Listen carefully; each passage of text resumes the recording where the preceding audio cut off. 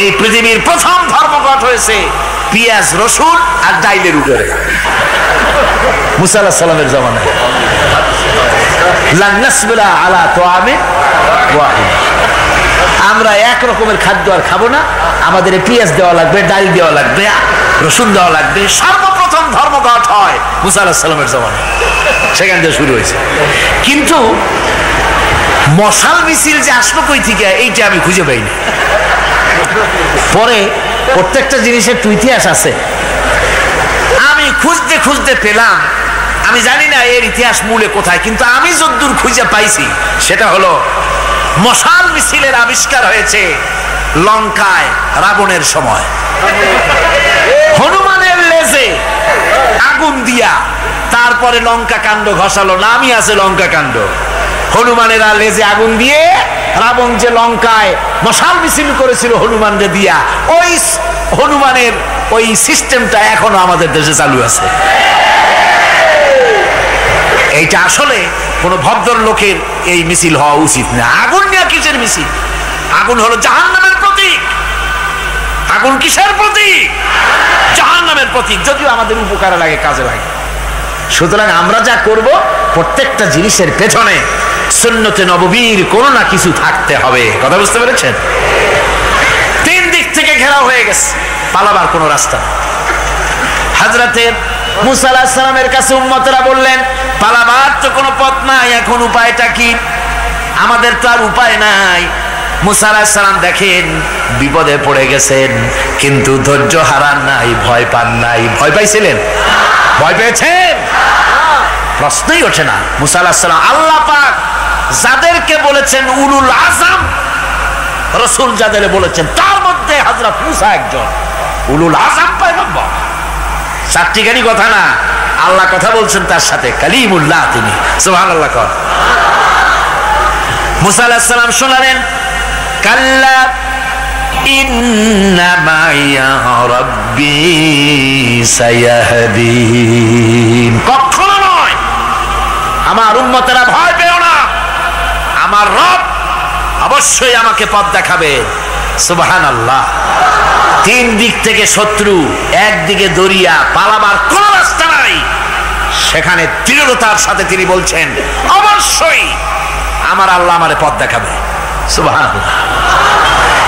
নবীরা এই দৃঢ়তা দেখিয়েছেন, অবিচলতা দেখাইছেন। আল্লাহ পাক মুসা আলাইহিস সালাম যখন এই দৃঢ়তা দেখালেন, এই অবিচলতা দেখালেন, সঙ্গে সঙ্গে জিবরাইল এসে হাজির হয়ে গেলেন। আল্লাহ পাক বলেন, ফাআওহাইনা ইলা মূসা আন আদরিব বিআসাকাল বাহরা ফানফালাকা ফাকানা কুল্লু ফিরকিন কাত্তাউদিল আযীম। মূসা আলাইহিস সালামকে আমি ওহী নাযিল করলাম, তাকে বললাম হাতে যে লাঠি আছে, এই লাঠি দিয়ে আঘাত করো দরিয়ার উপরে। দরিয়ার উপরে আঘাত করলেন, একটা রাস্তা হয় নাই, 12টা রাস্তা তৈরি হয়ে গেল। আর দেওয়ালগুলা পাহাড়ের মতো উঁচা হয়ে গেল। দরিয়ার ভিতরে পাহাড়ের মতো উঁচা, মজবুত 12টা রাস্তা। এবার মুসা আলাইহিস সালাম তার দলবল নিয়ে চললেন। আল্লাহ রাব্বুল আলামিন বলেন, ওয়া আনজাইনা মূসা ওয়া মান মাআহু আজমাইন। মুসা এবং তার সাথী সঙ্গীদেরকে আমি পার করে দিলাম। মুসা আলাইহিস সালাম এবং তার সাথী সঙ্গী নিয়ে যখন দরিয়ার মাঝখানে আসছে, ফেরাউন তার দলবল নিয়ে এসে গেছে।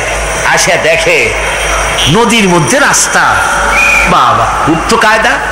ও মনে করছে ওর বাজানের তৈরি করা ডিস্ট্রিক্ট বোর্ডের রাস্তা। ওর লোকজন নিয়ে নেমে গেছে দরিয়ার ভিতরে, ও আসছে মাঝখানে। মুসা আলাইহিস সালাম চলে গেছেন ওপার, দরিয়া পার। মাঝখানে যখন এসে গেল, আল্লাহ রাব্বুল আলামিন পানিকে অর্ডার করলেন কুন। আল্লাহ তো বটন টেপা লাগে না, মুখ দিয়া কোনো হুকুম করা লাগে না, শুধু বলেন কুন। যে ব্যাপারে কুন বলেন ফায়াকুন, সাথে সাথে হয়ে যায়। আল্লাহ বললেন কুন, আর অমনি রাস্তা বন্ধ হয়ে গেল। এবার তুফান শুরু হয়েছে নদীতে, ঢেউয়ের উপরে ঢেউ, মৌজুন কাল জিবাল, পাহাড়ের মতো উঁচু হয়ে হয়ে ঢেউ আসতেছে, দলবল ঘোড়া আর অস্ত্রপাতি যা ছিল সব মরে শেষ। এবার ফেরাউন একা উপরে ওঠে আর নিচে নামে, পানি খেতে খেতে পেটের কাম সারা, জনমের খাওয়া খাইছে পানি। এখন জান যা, বাঁচবার আর উপায় নাই, বাঁচবার আর উপায় নাই।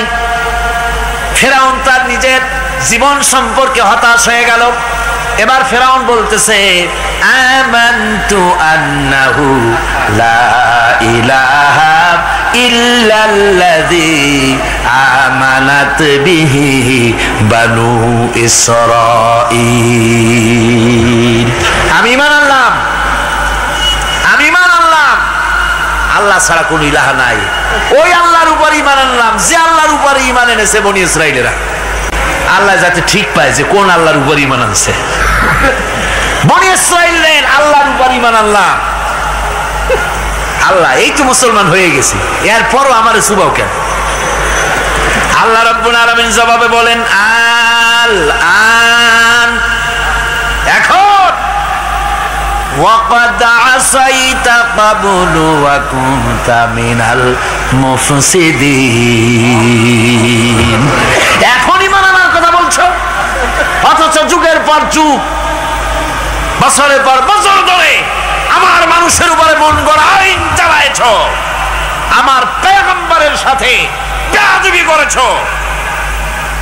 আজ তোমাকে আমি ছাড়ছি না, তোমাকে আজকে ছেড়ে দেব না, আমি তোমাকে মারব।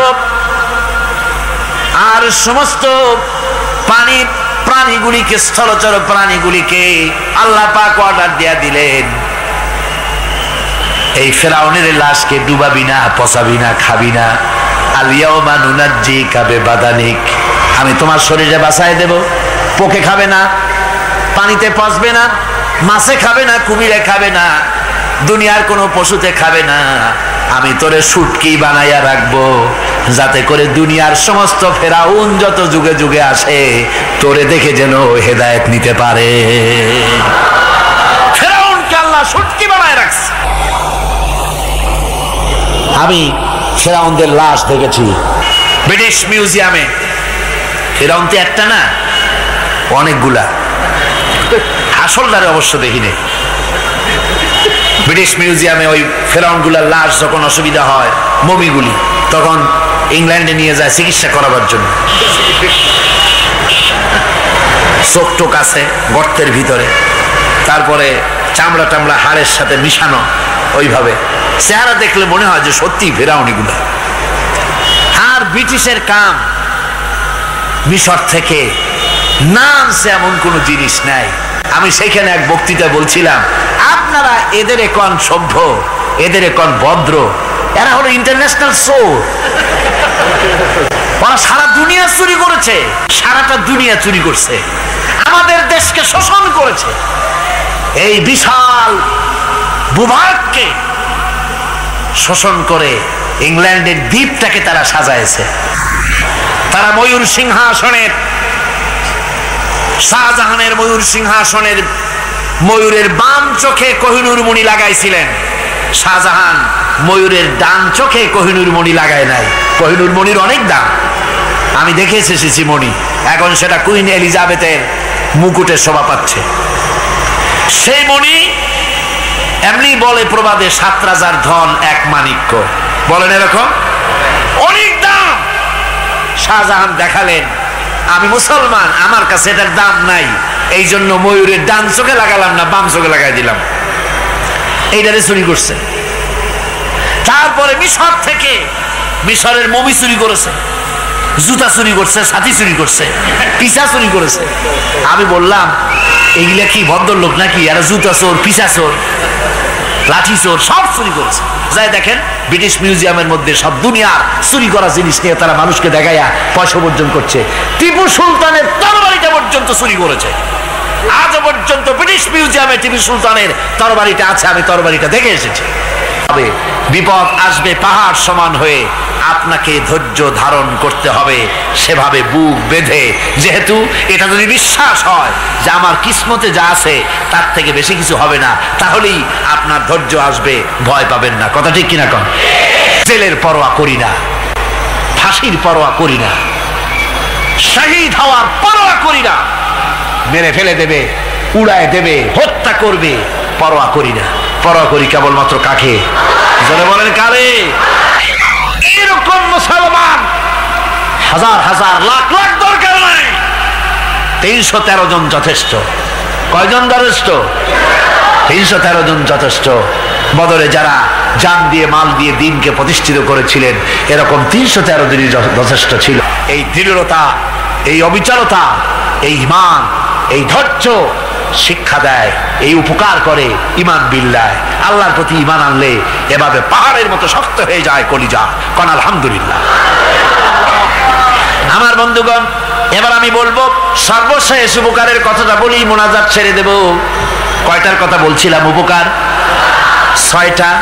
6টা উপকারের কথা বলেছি। অনেকগুলি বৈশিষ্ট্য, অনেকগুলি উপকারের মধ্যে আল্লাহর প্রতি ঈমানের 6টা উপকারের কথা 5টা বলা হয়ে গেছে।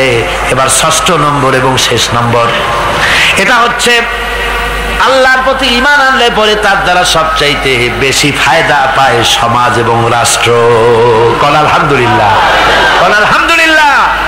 আল্লাহর প্রতি ঈমানের দ্বারা নৈতিক সংশোধন হয় এবং রাষ্ট্র আর সমাজ সবচাইতে বেশি উপকৃত হয়। কারণ হলো ঈমানদার ব্যক্তি আল্লাহর প্রতি যে ঈমান এনেছে, তার মনের মধ্যে ধারণা এটা হয় আমার কোনো কাজ তো গোপন থাকে না। ইন্নাল্লাহা লা ইয়াখফা আলাইহি শাইউন ফিল আরদি ওয়ালা ফিস সামা। আল্লাহর কাছে গোপন বলতে কিছু নাই, আকাশেও নাই, জমিনেও নাই, কোনো কিছু গোপন নাই। সুতরাং আমি যা করি সব আল্লাহ দেখেন এবং শোনেন। এমনকি মানুষ যে কল্পনা করে, সে কল্পনাও আল্লাহ টের পায় না, নাকি? টের পায় কিনা? ওয়াইন তুবদু মিন আনফুসিকুম আও তুখফুহু ইউহাসিবুকুম বিহিল্লাহ।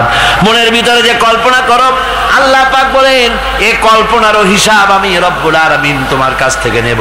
ফায়ুআযযিবু মান ইয়াশাউ, যারে খুশি শাস্তি দেব, আর যারে খুশি আমি মাফ করে দেব। জোরে বলেন সুবহানাল্লাহ। ফায়াগফিরু লিমান ইয়াশা ওয়া ইউআযযিবু মান ইয়াশা, যারে খুশি মাফ করব, যারে খুশি শাস্তি দেব, কল্পনারও হিসাব নেব। এই কথা মুমিনের যদি জানা থাকে, তাহলে আর তার কোনো চিন্তা থাকে না, তার নৈতিক চরিত্র ভালো হয়ে যায়। কোন সুবহানাল্লাহ।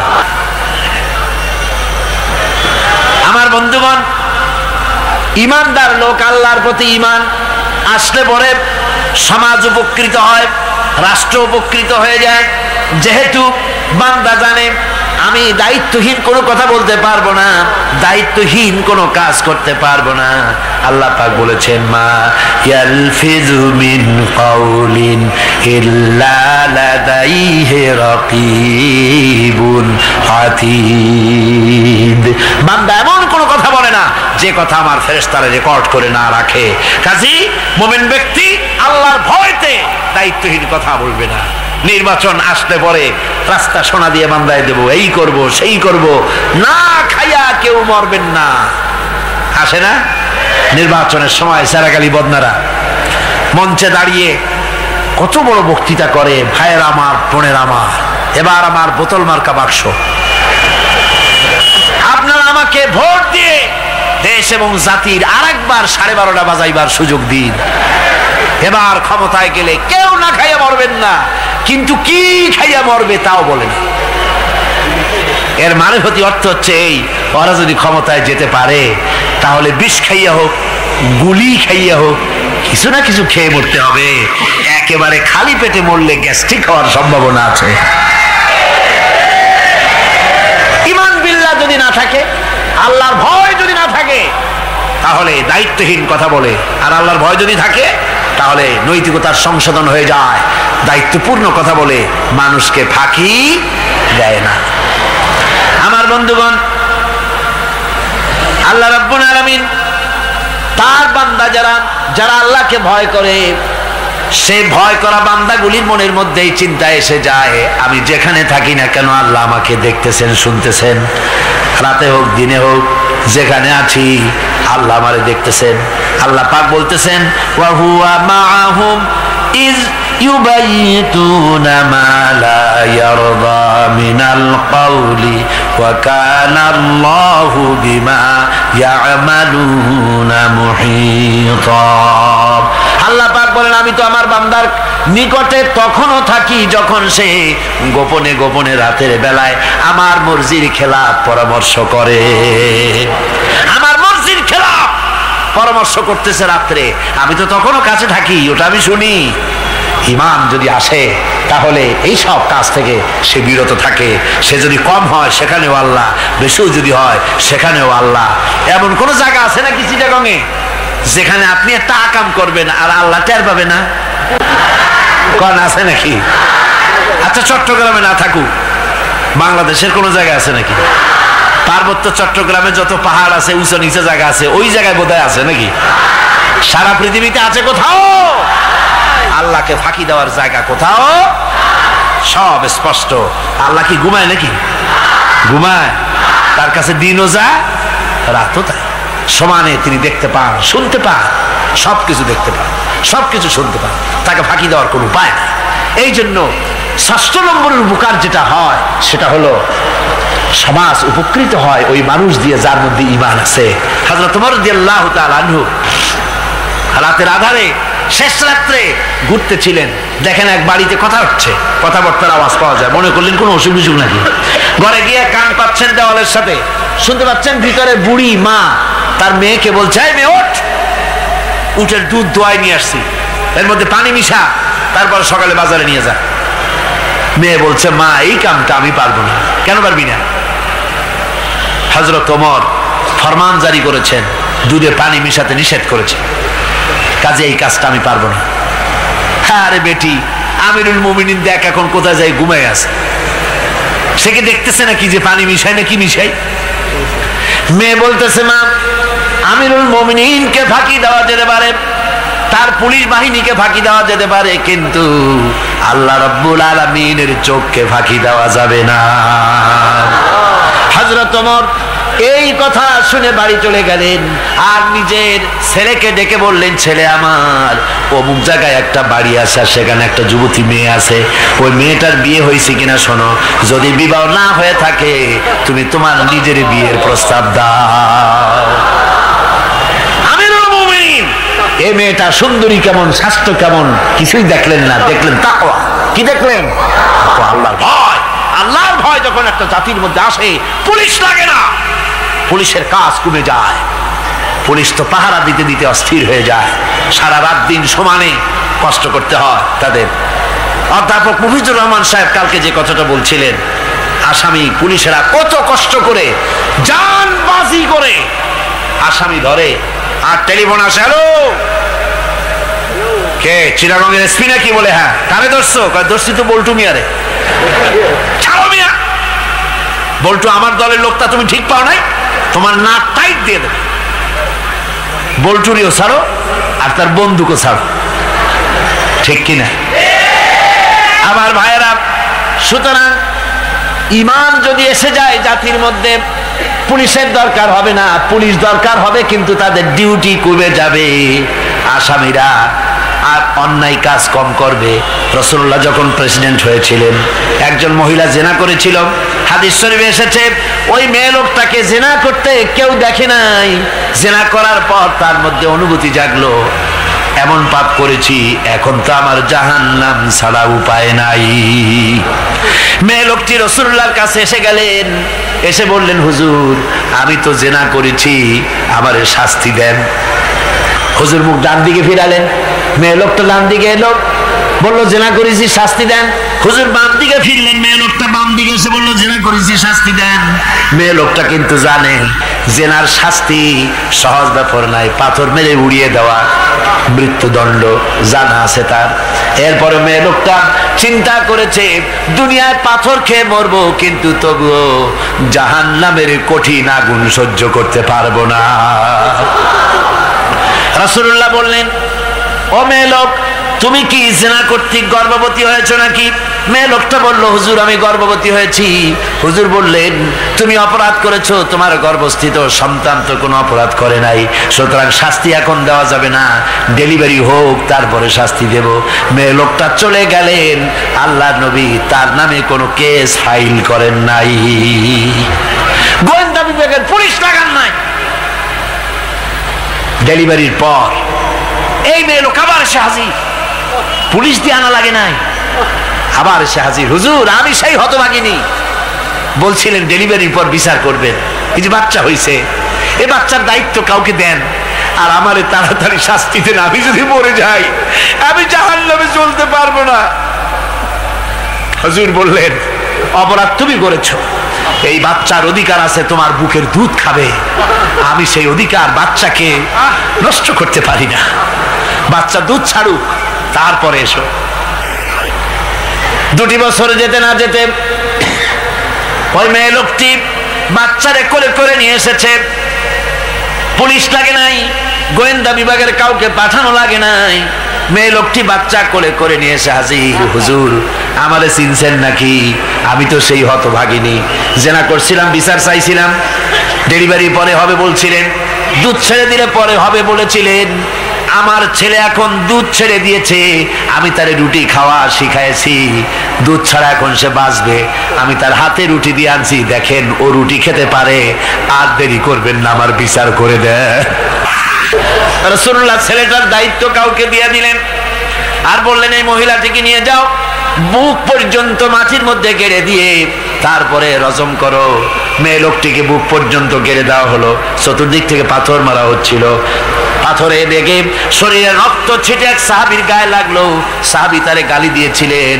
হুজুর শুনে বললেন, সাহাবী গালি দিও না, এই মেয়ে লোকের তওবা আল্লাহর কাছে এত কবুল হয়ে গেছে, যদি এই তওবাকে ভাগ করে দেওয়া হয় গোটা মদিনাবাসীর নাজাতের জন্য তা যথেষ্ট হয়ে যাবে। সুবহানাল্লাহ, পুলিশ লাগে নাই, এমন সমাজ কায়েম হয়, ঈমান বিল্লাহ, আল্লাহর প্রতি ঈমান যদি এসে যায়, জাতির যদি রক্তে রন্ধ্রে রগে রেশায় যদি ঈমান এসে যায়, তাহলে পুলিশ বিডিআর আর্মি আরামে ঘুমাবে, তাদের জন্য পরিশ্রম হবে না, কষ্ট হবে না, অপরাধ প্রবণতা কমে যাবে, মানুষের অশান্তি কমে যাবে, শান্তির বন্যা প্রবাহিত হয়ে যাবে। সুবহানাল্লাহ বিহামদিহি। এই জন্য রাসূলুল্লাহ বলেছিলেন, খাইরুল কুরুনে কারনি, সর্বশ্রেষ্ঠ যুগ কার যুগ? জোরে বলেন না, সর্বশ্রেষ্ঠ যুগ কার যুগ? রাসূলুল্লাহর যুগ। জোরে কোন কার যুগ? রাসূলুল্লাহর যুগ। এই জন্য আমি আপনাদের খেদমত আরজ করতে চাই, ইসলাম এ ধরনের সীমারেখা ঠিক করে দিয়েছে, তিলকা হুদুদুল্লাহ ফালা তাতাদুহা, এ হলো আল্লাহর সীমারেখা, এই সীমারেখাকে ভঙ্গ করো না, লঙ্ঘন করো না, আল্লাহর উপরে ঈমান পরিপূর্ণরূপে আনো এবং এই ঈমানের উপরে ভিত্তি করে নিজেদের জীবনকে পরিচালিত করো।